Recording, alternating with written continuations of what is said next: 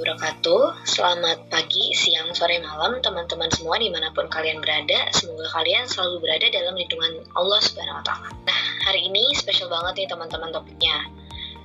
Karena kemarin kita baru saja melalui bulan Ramadan dan juga merayakan Lebaran. Hari ini kita akan berdiskusi tentang makna atau esensi dari Idul Fitri dan Ramadan itu sendiri. Nah, pertama-tama kita akan berbicara tentang refleksi terlebih dahulu. Refleksi itu apa sih? Refleksi itu merupakan salah satu sifat atau karakter dari cermin kan. Kalau misalkan kalian bercermin, pasti kalian bisa melihat refleksi dari diri kalian sendiri. Nah, refleksi ini sangat berbeda dengan berpikir dan merenung. Refleksi lebih dari kegiatan berpikir dan merenung. Kenapa? Karena kalau misalkan kita masih berpikir dan merenung itu ada jarak gitu antara subjek dan objek. Nah, sedangkan kalau misalkan refleksi, itu betul-betul sudah tidak ada jarak lagi antara subjek dan objek. Apa sih sebenarnya yang menjadi mirror kita? Yang menjadi mirror kita itu adalah consciousness kita atau kesadaran kita.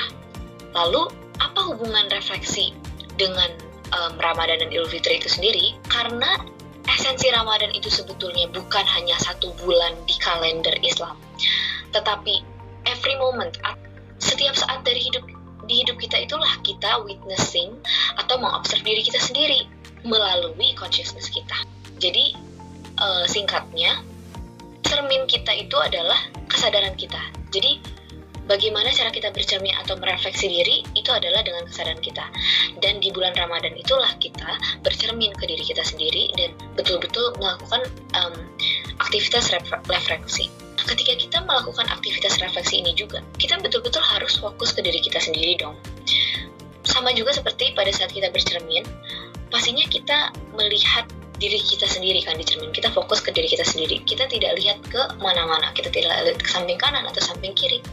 Karena kalau misalkan kita lihat ke samping kanan dan samping kiri, bagaimana bisa kita mengobservasi gitu diri kita sendiri kan? Dan bagaimana bisa kita aware of our being, conscious of our being gitu. Dalam aktivitas self-reflection tersebut, harus ada witnessing atau syahadat gitu. Harus ada kesaksian. Dan juga pelaku refleksi itu harus subjek yang universal, bukan partikular gitu. Maksudnya partikular ini gimana?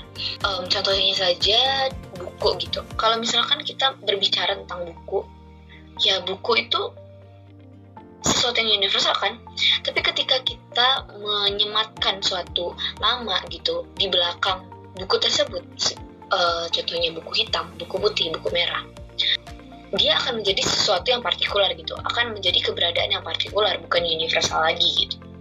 Sama juga seperti manusia, esensi dari manusia itu kan Tuhan sebenarnya. Akunya manusia itu kan true self-nya itu adalah Tuhan itu sendiri. Jadi Tuhan itu eksis dalam diri kita. Tapi ketika kita mempartikularkan diri kita sendiri, ya true self itu lama-kelamaan akan tergerus gitu. Nah, jadi di bulan Ramadan inilah kita kembali lagi bercermin dan kembali lagi menjadi conscious terhadap sebenarnya siapa sih diri kita ini. Nah, lalu ada juga quote, any disturbing noise can be as helpful as silence. How? By dropping your inner resistance to the noise. By allowing it to be as it is. This acceptance also takes you into the realm of inner peace that is stillness. Whenever you deeply accept this moment as it is, no matter what form it takes, you are still and you are at peace. Kalian juga pasti pernah kan kayak ketika ada sesuatu yang bising, baik bisingnya itu dari eksternal atau dari internal, pasti kalian merasa terganggu. Kenapa? Karena jiwa kalian itu atau jiwa saya sendiri juga belum stillness atau belum stabil gitu. Lalu bagaimana kita bisa membiarkan kebisingan itu menjadi apa adanya? Dengan dropping our inner resistance.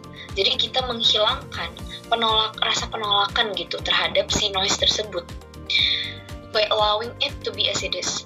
Dengan membiarkannya gitu. Biarkan saja dia berisik. Dan lalu kita mengacceptnya atau menerima kebisingan tersebut.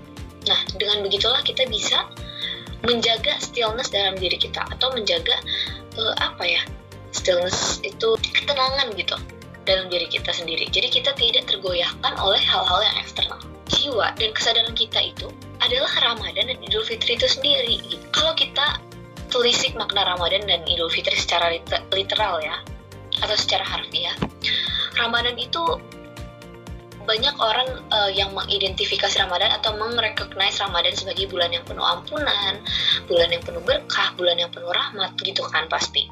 Tapi sejatinya Ramadan itu merupakan kondisi jiwa manusia gitu loh, yang berupaya menahan diri dari impurity atau segala sesuatu yang bukan divine atau ilahi. Nah, jadi Ramadan ini bukan hanya sesuatu yang secara ritual dilakukan di satu bulan gitu loh penuh, tapi itu merupakan suatu kondisi jiwa kita. Jadi pertanyaannya adalah bagaimana kita bisa memaintain kondisi jiwa yang sudah kita bangun pada saat Ramadan itu, dan bagaimana kita bisa menjadi Ramadan itu sendiri gitu. Kita itu pada bulan Ramadan diminta untuk lebih sadar pada yang batin daripada yang lahir. Jadi kita tidak fokus lagi pada hal-hal yang di permukaan gitu, pada hal yang periferal, tapi pada hal yang sudah di core, di intinya, yang universal. Ramadan itu adalah Tuhan, namun ia datang dalam bentuk suasana gitu. Tuhan datang di dalam bulan Ramadan untuk menarik unsur zahir atau lahir tersebut. Jadi kita diminta untuk betul-betul fokus pada esensi. Kita betul-betul fokus membangun suatu kondisi jiwa atau mental state atau state of the soul yang sudah jauh dari hal-hal yang bertentangan dengan divinity tersebut gitu. Lalu ada hal yang menarik nih. Kalian tahu nggak sebenarnya Ramadan itu berasal dari kata apa? Nah, Ramadan itu berasal dari kata aromat atau yang artinya itu panas. Panasnya ini lebih spesifik lagi panas yang menghauskan atau panas yang disebabkan oleh kekeringan gitu. Jadi kalau misalkan kita tenggorokan kita kering kan pasti kita haus gitu kan. Nah, panasnya itu dari situ. Nah, lalu apa hubungannya panas ini dengan jiwa manusia, atau apa hubungannya Ramadan ini dengan jiwa manusia sebenarnya? Di bulan Ramadan inilah kita diangkat, beban kita diangkat gitu. Setiap manusia pasti memiliki bebannya sendiri kan. Bagi siapapun yang sadar gitu akan bebannya. Jadi bagi siapapun yang aware kalau misalkan dia itu punya beban gitu. Nah, di bulan Ramadan inilah bebannya itu diangkat gitu. Seseorang yang sadar bahwa dia sedang berada dalam overwhelming emotion, itu juga akan diangkat overwhelming emotionnya. Tapi dengan catatan, kadang Ramadan itu mengangkat bebannya atau beban kita dengan cara yang sangat tidak bersahabat, bahkan membuat kita remuk gitu, membuat jiwa kita diporak-porandakan itu, seperti dibakar. Nah, kembali lagi tadi kan, inti atau akar dari kata Ramadan itu aromat atau panas gitu. Jadi di bulan Ramadan ini hati kita diporak-porandakan seperti dibakar gitu, seperti ada yang mau dibersihkan gitu dari diri kita. Lalu pertanyaannya, apakah Ramadan mengangkat penderitaan dengan penderitaan? Tidak juga, karena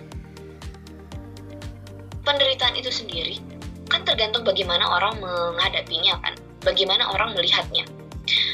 Apakah kita melihat fenomena jiwa kita diporak-porandakan atau eksistensi kita dan juga beban kita dibakar itu sebagai sesuatu yang menyakitkan atau sesuatu yang membuat kita menderita? Itu kan tergantung level jiwa kita kan. Kalau misalkan kita sudah mencapai level jiwa yang tidak tergoyahkan atau unmoved, ya pasti kita tidak melihatnya sebagai sesuatu yang membuat kita menderita gitu. Walau memang pasti sakit untuk kita gitu, tapi kita tidak melihatnya sebagai penderitaan, melainkan suatu proses pembersihan dari soul kita. Penderitaan itu hanya bagi mereka yang soul-nya ignorant, karena attachment-nya terhadap barang-barang lahir, barang-barang zahir itu masih sangat kuat gitu. Tapi ya tidak apa-apa, karena soul kita itu masih terus berproses kan. Soul kita itu belum mencapai awareness atau consciousness yang tertinggi. Jadi ya kita masih terus berproses, dan setiap bulan Ramadan kita terus berproses untuk kembali ke fitrah kita atau kembali ke soul kita yang pure. Kita juga harus fokus pada proses penyembuhannya, jadi bukan pada sakitnya gitu. Kita harus fokus pada fakta bahwa ya memang proses pembersihan itu akan sakit seperti ini gitu loh. Tapi juga kita jangan sampai salah fokus dan terlalu fokus pada sakitnya gitu, sehingga kita melihatnya sebagai penderitaan. Penderitaan itu juga adalah suatu keniscayaan gitu. Jadi kita memang pasti, kita mutlak akan bertemu dengan kesakitan ini gitu loh, bertemu dengan pembakaran ini gitu. Setelah kita membakar segala sesuatu yang lahir, membakar segala sesuatu yang bertentangan dengan divine, hal yang divine, itu kita akan mencapai surga kan? Karena apakah betul surga itu sesuatu yang hanya bisa kita capai setelah kita meninggal? Mungkin tidak juga, karena inner peace itu sendiri adalah surga gitu loh. Ketika kita sudah mencapai inner peace, ketika kita sudah damai gitu secara internal di dalam hati kita, ya itulah surga tersebut gitu. Jiwa yang diramadankan atau jiwa yang dibakar itu adalah jiwa yang masih terbelenggu oleh aku, dengan tanda kutip ya. Nah, aku ini adalah eksistensi diri yang bukan universal gitu. Jadi yang sudah terpartikularkan, yang sudah memiliki attachment terhadap identitas kita yang ada di dunia dan juga terhadap hal-hal yang lahir. Jadi ketika kita tersadarkan gitu akan siapa kita sebenarnya, kita akan tahu bahwa diri kita selama ini adalah hanya suatu konstruksi mental, bukan diri kita yang sejati. Karena selama kita hidup, pasti kan kita berinteraksi dengan orang lain, kita berinteraksi dengan hal-hal yang eksternal, jadi akan terbentuk suatu identitas lain dalam diri kita. Jadi diri kita ini secara psikologis juga akan dipengaruhi gitu oleh hal-hal yang eksternal dan akan mengerak gitu dalam diri kita. Sesuatu yang mengerak itu akan susah dibersihkan kan, sama seperti kita cuci piring. Pasti yang mengerak itu akan susah dihilangkan. Sama juga seperti identitas aku ini dalam diri kita. Identitas aku ini sangat susah dihilangkan. Maka pada bulan Ramadan itulah kita disucikan. Ramadan itu juga bisa disebut sebagai suatu petualangan atau soul journey of the soul. Jadi suatu perjalanan spiritual gitu kan.